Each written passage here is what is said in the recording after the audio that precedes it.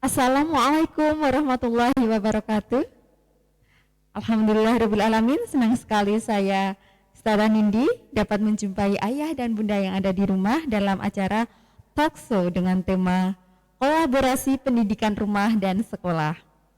Wah, mendengar kata-kata pendidikan ini ya, pendidikan rumah dan sekolah tentu tidak lepas dari peran orang tua.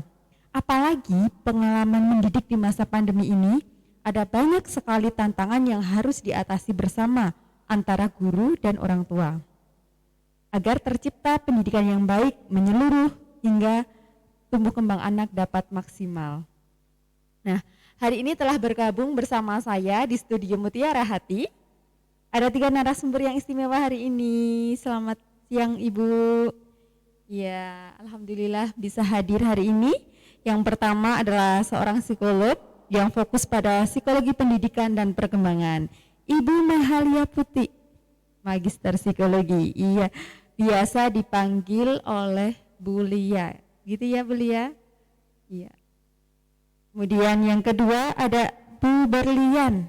Nah, ini adalah seorang tenaga kesehatan puskesmas, wali murid dari PAUD IT Mutiara Hati. Kemudian selanjutnya ada Ibu Fepta. Ya, selamat siang Bu Fepta. Iya, seorang mompreneur atau wirausahawan, wali murid dari PAUD IT Mutiara Hati juga. Ya, alhamdulillah senang sekali Ibu hari ini bisa hadir dalam talkshow kita. Nah, sebelumnya Ibu Fepta, apa kabar Bu Fepta? Alhamdulillah, luar biasa. Ya. Mungkin saya akan langsung bertanya-tanya nanti dengan Bu Berlian juga. Apa kabar Bu Berlian? Alhamdulillah, luar biasa baik. Alhamdulillah ya. Ibu Lia, Bu Lia. Ya. Ya, Lia, apa kabar? Alhamdulillah sehat Alhamdulillah. baik. Semoga Ya. Ustazah juga ya. Alhamdulillah, insya Allah. Ya. Pada kesempatan kali ini, di tengah kesibukan beliau bertiga, kita akan menyempatkan untuk bertanya jawab seputar pendidikan anak. Ya, dalam masa pandemi ini tentu banyak sekali tantangan yang harus kita hadapi ya Bu. Kalau Bu Berlian sendiri, kesibukannya sehari-hari apa Bu ini? Saya bekerja sebagai promotor kesehatan di salah satu puskesmas di Kabupaten Temanggung, di Puskesmas Bansari tepatnya. Bagaimana kesan Ibu menyekolahkan anaknya di masa pandemi ini? Kesan menyekolahkan anak sangat membantu ketika kita sedang menghadapi kesibukan di kantor maupun di luar kantor. Kami merasa terbantu adanya sekolah di PAUD Mutiara Hati. Jadi anak-anak menjadi lebih aktif, sosialisasinya lebih tinggi, dan terbentuk juga karakter untuk anak. Gitu. Tapi dengan pembelajaran daring bagaimana Bu? Ibu kan bekerja ini, sibuk di kantor seharian mungkin. Kemudian anak masih daring, pembelajaran juga masih di rumah. Itu bagaimana menyikapinya? Memang sih untuk saya yang bekerja di instansi pemerintahan agak gimana ya, susah juga mengatur waktunya untuk anak bisa mendampingi anak ketika sekolah di rumah, ketika daring. Jadi kadang mengirimkan tugas itu pun di luar jam sekolah anak yang harusnya sudah disediakan oleh guru, harus dikumpulkan saat jam kerja itu, tapi kita nggak bisa mendampingi di saat anak sekolah dulu, seperti itu. Jadi memang sedikit kendala sih Us, cuman kita imbangi lah, kita harus bisa membagi waktu antara kerja dan menyekolahkan anak secara daring, seperti itu. Kalau boleh tahu, anaknya dari Bu Berlian ini kelas TK atau playgroup atau TPA, Bu?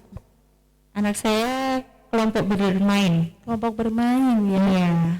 Kalau usia kelompok bermain, padahal Bu Berlian ini masih bisa memilih untuk nggak usah di sekolah pun aja lah, anak aku di rumah aja gitu kan.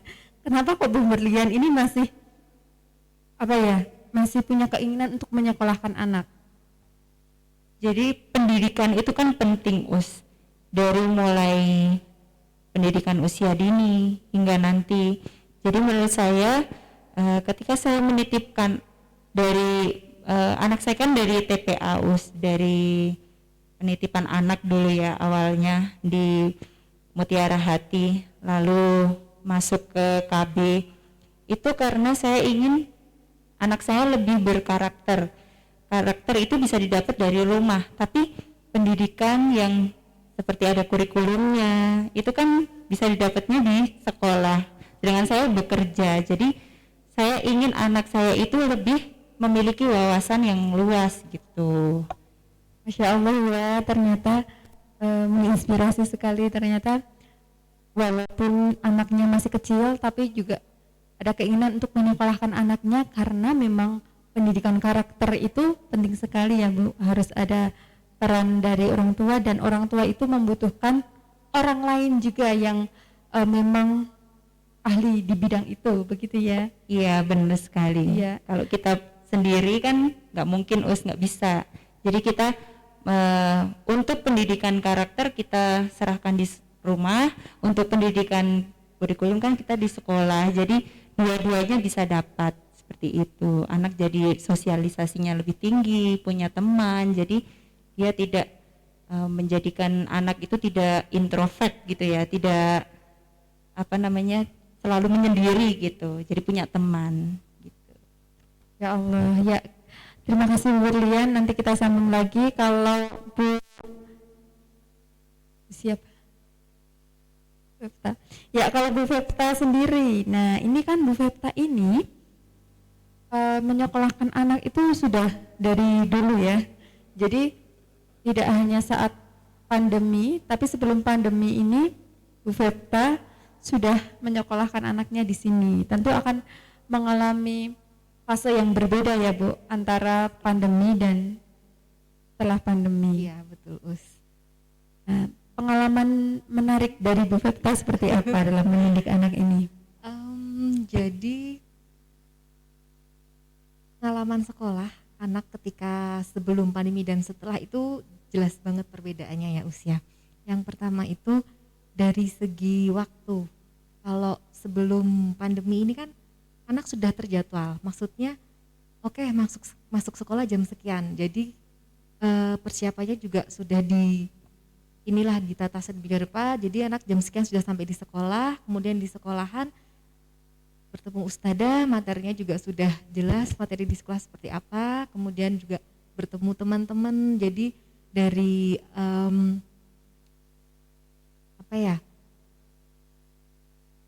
segi kurikulum dapat, kemudian sosialisasi anak sama teman-temannya juga dapat, disiplinnya juga lebih dapat lagi gitu loh. Nah, bedanya kalau setelah pandemi ini kan daring ya usia.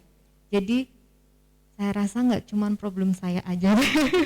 Jadi kayak daring itu kan tugas-tugasnya online ya usia, sedangkan ada deadline. Nah, deadline itu cuman seringnya kalau yang kejadian di saya itu saya mengumpulkan tugas anak itu nunggu mood anak seperti itu. Karena kan kalau di rumah mungkin anak ngerasa bosen seperti itu. Jadi nunggu maunya anak lah, ini mau ayo, padahal sudah berusaha on time kan, maksudnya ustadznya juga sudah mengirimkan materi dari pagi seperti itu. Nah, nanti prakteknya ketika mengerjakan itu banyak distraksinya gitu loh, apalagi kan di rumah ada adik-adiknya juga yang belum sekolah seperti itu. Jadi kalau ngumpulin tugas itu seringnya telat, nunggu mood anak seperti itu.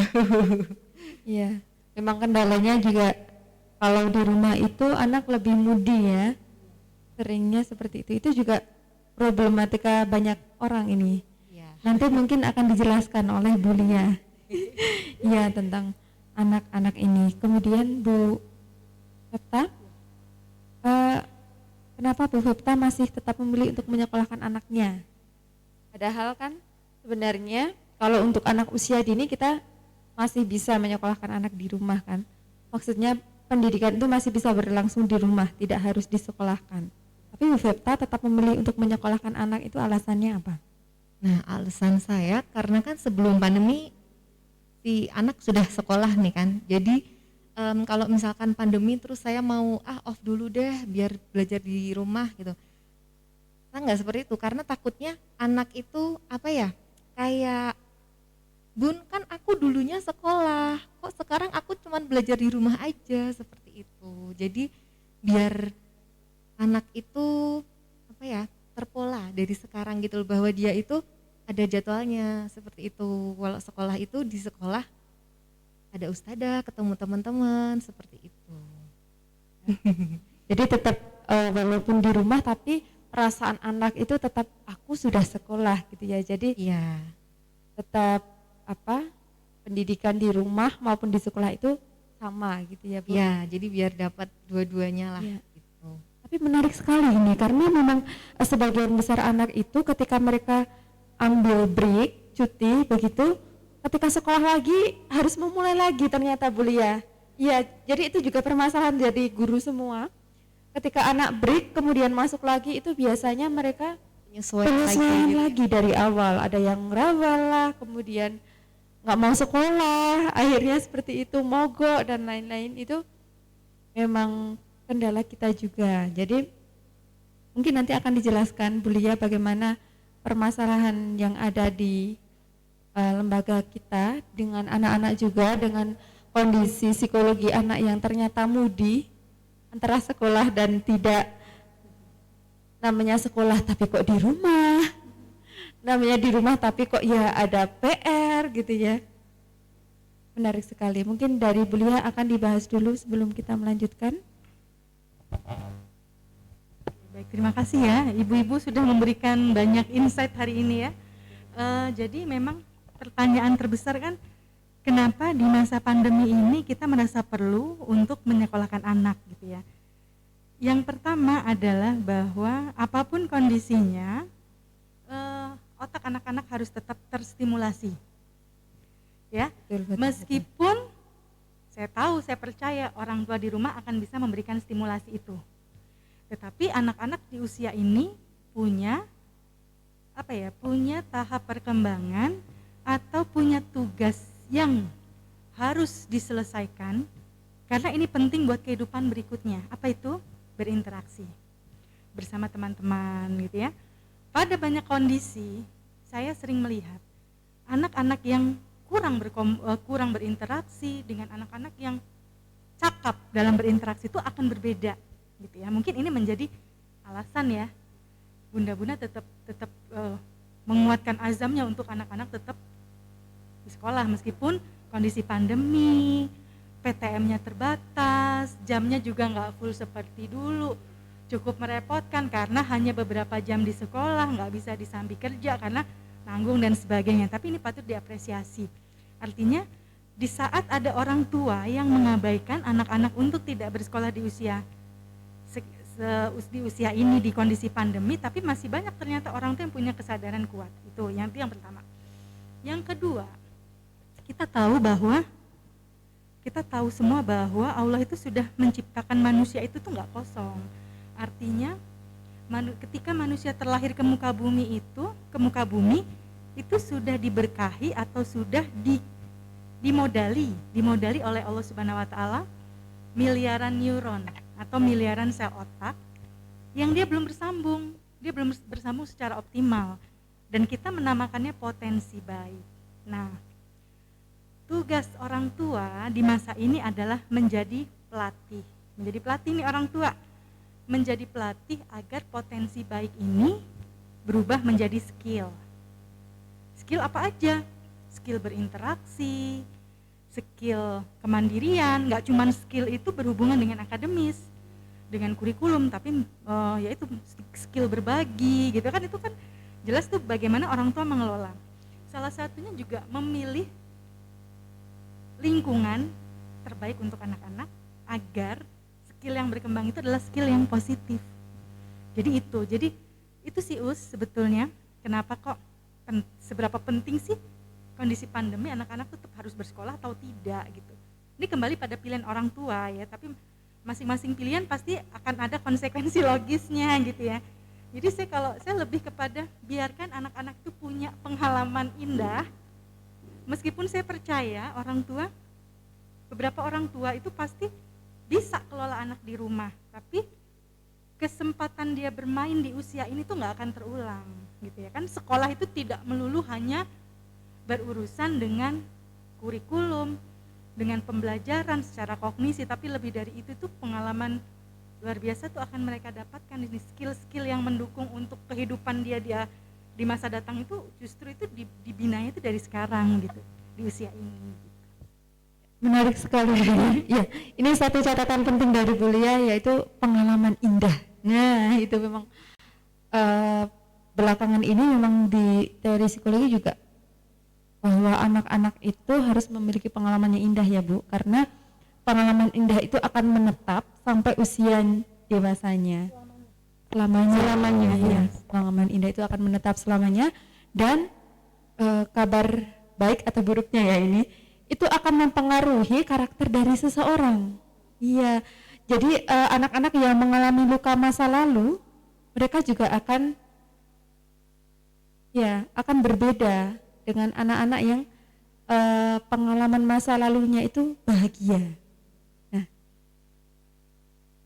kemudian kalau yang menjadi menjadi keresahan kita semua, wali murid yang menyekolahkan anak secara daring ini Bu Lia, itu memang secara gadget ya. Ketika kita membuka HP itu otomatis anak-anak pengennya pilih yang lain. Kalau Bu Berlian, anaknya bagaimana ini kalau pas pelajaran daring itu kan otomatis harus buka HP, kadang kita ada Zoom meeting dan lain-lain, seperti apa Bu? Ya, pengalaman saya ketika anak-anak harus berhubungan dengan gadget nih Bu, jadi malah lebih kecanduan, lebih ingin sering membuka HP dengan alasan mau sekolah gitu. Kan Mbak Icel mau sekolah Buna, jadi pinjam HP-nya Buna, seperti itu. Jadi itu kendala. Mungkin semua orang tua merasakan saat pandemi ini ya, termasuk salah satunya saya. Jadi saya bingung juga untuk anak saya biar nggak kecanduan gadget lagi, tapi tetap proses belajar mengajarnya itu berjalan dengan lancar. Itu bagaimana Jan? Mungkin bisa ini ya ditanyakan langsung oleh beliau. Nanti beliau. Ya, terima kasih ya Bun. Lagi-lagi gadget. Gadget itu kayaknya dosanya besar banget ya. Kasian banget gadget disalah-salahkan gitu ya karena gadget. Tapi sebetulnya kalau kita mau lebih bijak, kita semua nih sebagai orang tua sebetulnya bukan gadgetnya, tapi bagaimana kita orang tua bisa memposisikan gadget itu sebagaimana mestinya. Tentunya sebelum anak-anak itu berinteraksi dengan gadget, harus ada kesepakatan yang dibuat. Kesepakatan ini bukan aturan. Kalau aturan kan kita yang ngatur, pokoknya kamu main gadget itu kalau sudah selesai daring harus dikembalikan. Nanti kamu main gadget lagi jam sekian sampai jam sekian. Pokoknya gitu. Oke ya, sepakat. Itu bukan sepakat, tapi itu memaksa. Kalau bersepakat adalah kita meminta dia untuk berpendapat. Ya, untuk meminta berpendapat, main gadgetnya itu kalau jam segini gimana, kalau jam segini gimana dan sebagainya itu. Kemudian saya tidak pernah mengatakan bahwa gadget itu buruk, karena ada banyak contoh gadget itu membawa kebaikan juga. Dan anak-anak kita terlahir di dunia digital yang otomatis ya digital itu kayak gimana sih gitu. Itu memang dunia mereka, tetapi memang kita tidak bisa mengabaikan tentang aturan penggunaan gadget di usia tertentu ya. Kalau yang pernah saya baca itu dari American Pediatric, itu mengatakan anak yang usia 0 sampai 2 itu kan harusnya no gadget atau tidak terpapar sama sekali oleh screen time gitu ya. Anak usia 3 tahun seperti putranya Bunda Berlian ini kan harusnya usia 3 tahun itu sekitar 15 menit gitu ya. Yang udah TKB itu ya 30 menit itu di usia sampai usia 7 tahun gitu. Tetapi kondisi itu oleh American Pediatric itu dibuat sebelum adanya pandemi yang tidak memperhitungkan bahwa akan ada pembelajaran dengan cara daring yang menggunakan gadget gitu. Maka sebenarnya kita itu tidak bisa kita kendalikan, sesuatu itu tidak bisa kita kendalikan. Yang bisa kita kendalikan adalah bagaimana kita mentreatment anak-anak kita agar meskipun dia berinteraksi dengan gadget tapi itu tidak terlalu banyak merusak gitu. Jadi misalnya gini Bun, tetap yang namanya waktu tetap harus diperhitungkan ya, itu harus bersepakat.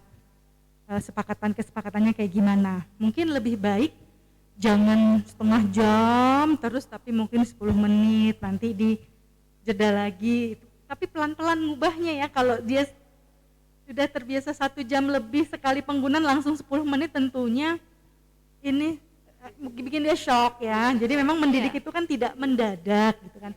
Nanti dilatih setiap kali sekian waktu yang sudah disepakati, suruh dia main keluar rumah. Coba yuk kita ngelihat ke depan. Kalau bunda bisa ngeliat cuma sampai sebatas pohon asem itu, kalau kakak bisa ngeliat sampai mana. Jadi biarkan mata sepanjang mata memandang. Itu bagus untuk kesehatan mata begitu. Jangan terlalu dilepas juga penggunaan gadgetnya gitu ya. Jadi tetap harus ada pengawasan gitu. Gitu mungkin Us. Iya, berarti memang peran orang tua ini Bu Lia, Ya, sekali betul. lagi ya. Jadi bukan bawahnya, bukan gadgetnya ini ya yang bermasalah, Gadgetnya tapi siapa itu? Itu gadgetnya siapa? gadgetnya orang tua ya. Iya, bundanya. Iya, memang peran orang tua, sekali lagi ya, kembali lagi ke situ. Jadi memang harus kita batasi, dan sepertinya anak itu memang masih asik bermain dengan kita ya. Ya, Mereka itu hanya membutuhkan kehadiran kita. Betul, Iya, betul. dalam setiap aktivitasnya, baik betul. saat mereka main atau membuka gadget ataupun saat mereka bermain bebas dengan permainan di luar ruangan atau di dalam ruangan, tapi tetap mereka itu membutuhkan dialihkan. kehadiran kita gitu ya. Mungkin boleh saya Harus tambahkan dialihkan. sedikit Ustazah. Mungkin selain itu memang kita harus kreatif. Artinya memang selain main gadget, anak-anak memang harus ditawarkan aktivitas yang lain itu. Harus dikenalkan dengan aktivitas lain. Kenapa kok dia full dengan gadget? Karena dia tidak punya alternatif permainan lainnya dan kita tidak memberikan stimulus. Entah mainan apa dan sebagainya. Jadi yang paling gampang ya itu. Iya, betul, dan betul. menghibur banget gitu kan. Iya. Kita cari jalan pintas kadang, mau kita tinggal nyuci baju dulu gitu ya, anaknya dikasih gadget gitu. Ya, memang ya menjadi kendala kalau kita tidak mampu mensiasatinya dengan baik. Tapi menjadi solusi, dan ini juga alternatif terbaik ketika kita akan memberikan pembelajaran lebih kepada anak.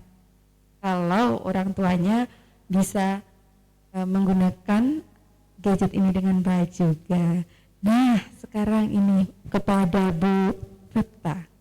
Nah, kalau Bu Fepta sendiri bagaimana mengatur waktunya dengan banyaknya kegiatan di rumah, kemudian anak-anak masih daring, dan Bu Fepta ini anaknya juga tidak hanya satu, ada 3 ya Bu, dengan rentang usia yang berbeda, jaraknya yang agak berdekatan juga.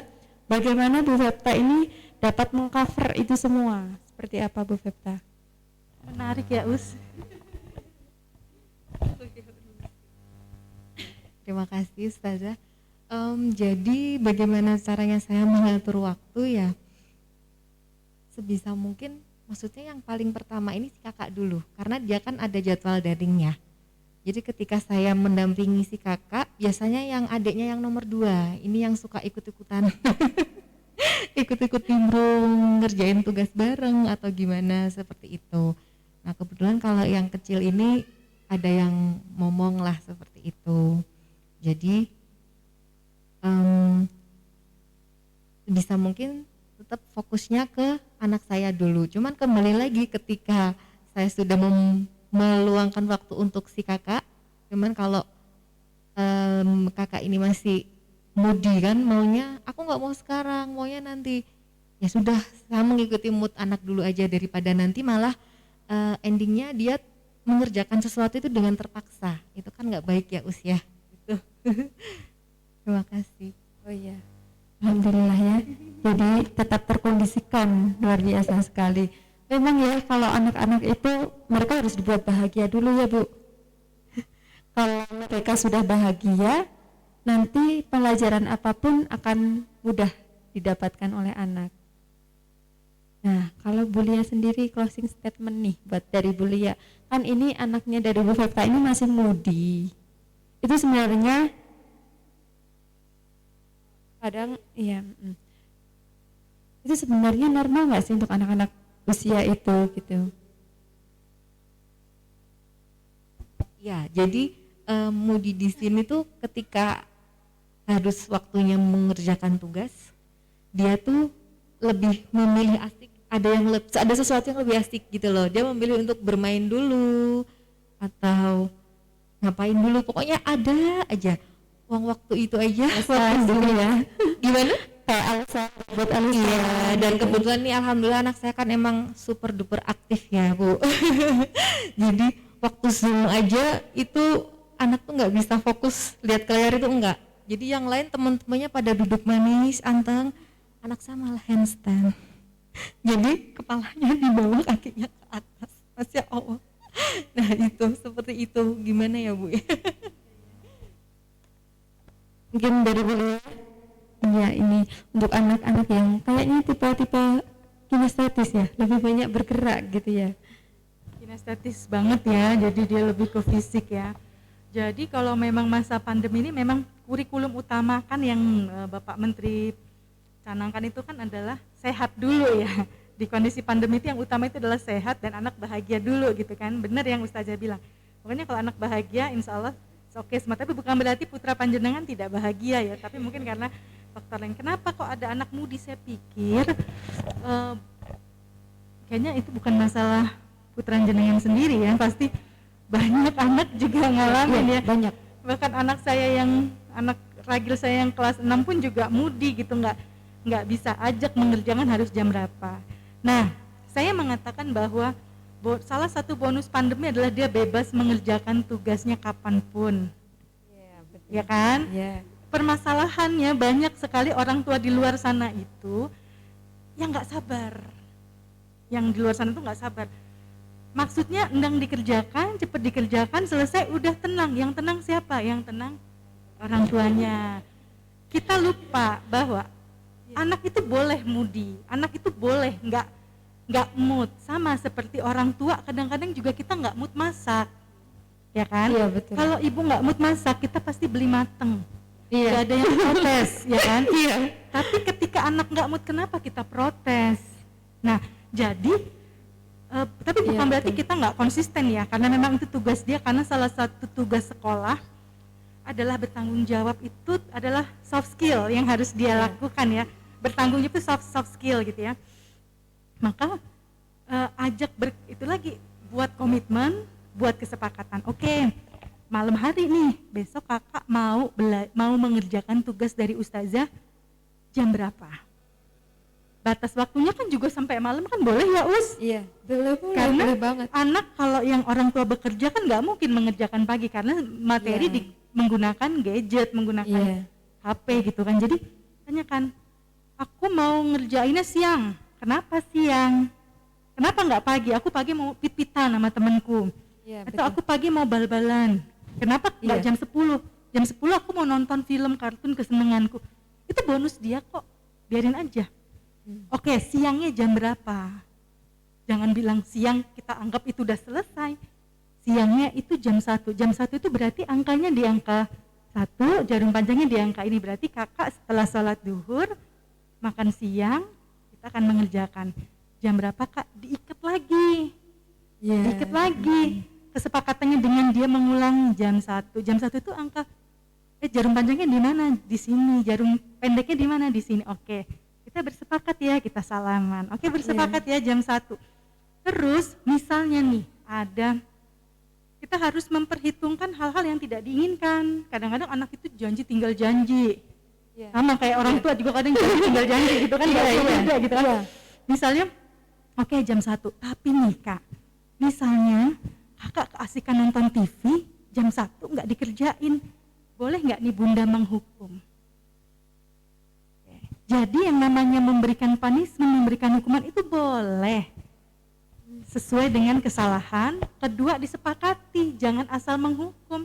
Karena hukum di Indonesia aja pakai pasal gitu kan. Sebelum melakukan sesuatu sudah ada tuh pasalnya. Oke, kalau kakak melanggar jam 1 berarti hukumannya apa? Kalau melanggarnya karena nonton TV berarti boleh nggak kalau bunda hukum besok jam nonton TV-nya dikurangin? Atau kalau kakak main lupa pulang nggak mengerjakan berarti hukumannya adalah besok kakak nggak main. Jadi hukuman harus sesuai dengan kesalahan. Dan hukuman itu dipilih. Nggak cuman kita tentukan, misalnya jam 1 dia nggak ngerjain. Jam 1 nggak ngerjain. Kemarin padahal janjinya jam 1 loh. Bunda hukum ya. Padahal kita belum ada ngebahas itu gitu. Ya. Jadi biarlah dia menentukan, itu juga menjadi latihan dia untuk mengungkapkan pendapat. Mungkin Berarti, begitu iya. Konsistensi orang tua juga ya. Konsisten dan luas ya, nggak rigid, nggak kaku gitu ya. Jadi bersepakat lah. Jangan bikin aturan tapi bersepakat. Karena kalau aturan itu hanya satu dari kita, tapi kalau kesepakatan itu dua sisi, kita dan anak kita. Oke, terima kasih sekali lagi Bu Lia, luar biasa ya. Sudah terjawab keresahan-keresahan kita. Mungkin dari terakhir ini dari Bu Berlian, ada yang ingin dia sampaikan?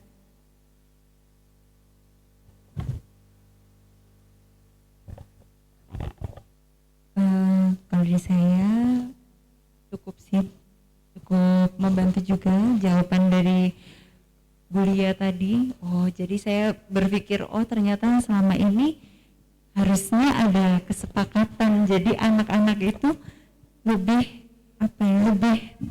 lebih dia itu mau mendengarkan kita, maksudnya dia berpendapat juga. Kita kalau kita punya kemauan kan inginnya didengerin. Nah, Betul. jadi begitu juga dengan anak, ketika anak punya kemauan kita harus dengerin gitu kan. Ya, jadi saling mengerti antara anak dan orang tua gitu sih menurut saya. Terima kasih Bu Lia.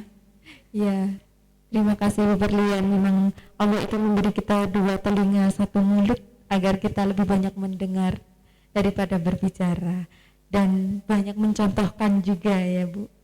Kalau Bu Fepta sendiri bagaimana ini closing statementnya dari Bu Fepta?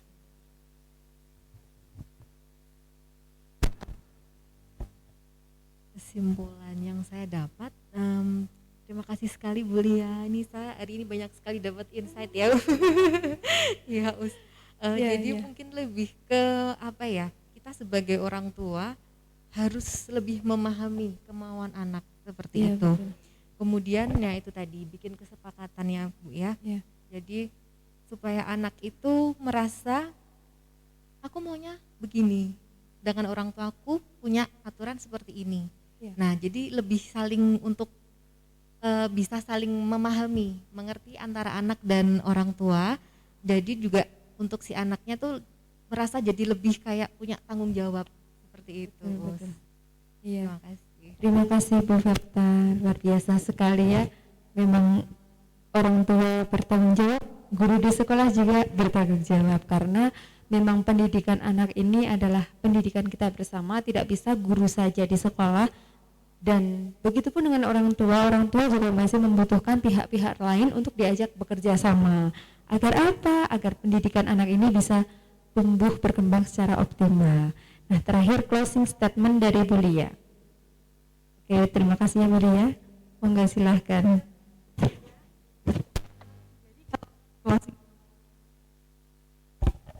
Bahwa nggak perlulah kita khawatir anak kita soal belajar, itu nggak perlu kita khawatir, karena kita percaya bahwa Allah itu sudah kasih anak-anak kita fitrah belajar.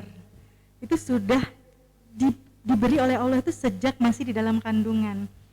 Jadi nggak ada satupun anak yang tidak suka belajar, itu nggak ada. Mereka suka belajar, kecuali dalam proses belajar itu dia tidak bahagia, dia tertekan, dia mengalami hal-hal yang tidak menyenangkan ya, dia tertekan, tidak mendapatkan apresiasi atas hasil upayanya, baru fitrah belajarnya itu akan ternoda. Tapi ketika kita melakukan hal yang baik, selalu memberikan apresiasi, anak-anak itu akan selamanya dia suka belajar, hanya caranya yang berbeda gitu ya. Mungkin seperti itu Ustazah. Ya, terima kasih Bu Lia. Nah, ayo sekalian, hari ini kita sudah berbincang cukup panas ya. Iya, ternyata memang segala yang kita keluhkan selama pandemi ini banyak sekali ya tentunya tantangan-tantangan yang harus kita hadapi, baik mengenai gadget atau anak-anak yang masih mudi dan kerepotan-kerepotan lain yang ternyata bentrok antara kegiatan di rumah maupun pekerjaan di kantor. Begitu ternyata itu semua kembali kepada kita ya, karena memang sebenarnya otak anak itu harus tetap terstimulus apapun kondisinya, baik mau pandemi ataupun tidak, karena mereka mempunyai hak untuk memperoleh pendidikan terbaiknya, karena anak adalah investasi kita di akhirat ya Bu. Jadi sebisa mungkin semoga kita mampu memberikan pendidikan terbaik kepada anak-anak. Dan tugas dari orang tua yang sudah disampaikan oleh Bu Lia tadi, saya simpulkan ada dua. Yang pertama yaitu melatih skill ya. Melatih skill itu baik secara kemandirian, berbagi, karakter dan lain-lainnya. Dan yang kedua yaitu memilih lingkungan yang baik ya, karena anak-anak tidak akan selamanya bersama kita. Kita harus siap untuk melepaskan mereka di dunianya yang lebih luas. Jadi memilih lingkungan yang baik ini juga harus dibiasakan sejak dini mungkin, karena kalau anak-anak sudah terbiasa dalam lingkungan yang baik sejak dini, saat mereka dewasa dan bertemu dengan lingkungan yang tidak baik, hati mereka akan menolak. Itu hati mereka akan menolak karena ini bukan lingkunganku, karena lingkungan yang selama ini dia dapatkan adalah lingkungan yang baik. Penerimaan dari orang tua, penerimaan dari lingkungan yang baik, itu mereka akan terapresiasi, hati mereka akan lebih diterima begitu. Dan ini adalah peran orang tua. Dan yang ketiga yaitu pengalaman indah. Pengalaman indah ini adalah catatan utamanya ya, karena setiap anak itu mempunyai fitrah belajar, seperti yang sudah disampaikan oleh Bu Lia, bahwa fitrah belajar seorang anak ini adalah dimiliki oleh semua anak yang terlahir. Jadi tidak ada anaknya si A itu dapat fitrah belajar, yang si B karena rendah di pendidikan maka tidak ada fitrah belajar. Bukan seperti itu ya, setiap anak itu punya fitrah untuk belajar. Seperti Allah yang telah menurunkan Quran surat Iqra ya, ayat pertama yaitu bacalah. Nah, Allah itu sudah memerintahkan kita untuk belajar, dan orang-orang yang belajar itu akan diberikan tingkat yang lebih tinggi kedudukannya. Nah, maka fitrah belajar ini memang telah Allah berikan kepada setiap manusia, setiap orang yang dilahirkan. Kenapa fitrah belajar ini bisa ternodai? Itu karena mereka tidak bahagia atau trauma dengan pendidikannya, entah di masa lalunya, masa kecilnya, atau lingkungannya yang tidak membuatnya bahagia belajar. Dan tidak ada apresiasi ketika mereka memberikan karya-karyanya. Nah, itu jadi PR untuk kita semua, tidak hanya orang tua di rumah, tapi juga guru-gurunya di sekolah. Ya, insya Allah semoga acara hari ini sinergi kita antara guru dengan wali murid dan Bu Lia sebagai psikolog itu mampu memberikan pencerahan Bu Lia bagi kita semua. Dan pendidikan anak-anak harus tetap berjalan dalam kondisi apapun, baik pandemi ataupun tidak. Semoga kita mampu memberikan stimulus terbaik untuk anak-anak, sehingga mereka akan menjadi anak-anak yang soleh, bermanfaat, berguna bagi kehidupannya di dunia maupun di akhirat nanti. Itu mungkin Bu Lia, Bu Fepta, dan Bu Berlian, sekian dari kami. Terima kasih atas kehadirannya. Jangan bosan-bosan untuk datang ke sini lagi. Iya, insya Allah kita akan bertemu lagi dalam talkshow yang selanjutnya. Itu awal Bunda, sekian dari kami, semoga bermanfaat. Wassalamualaikum warahmatullahi wabarakatuh.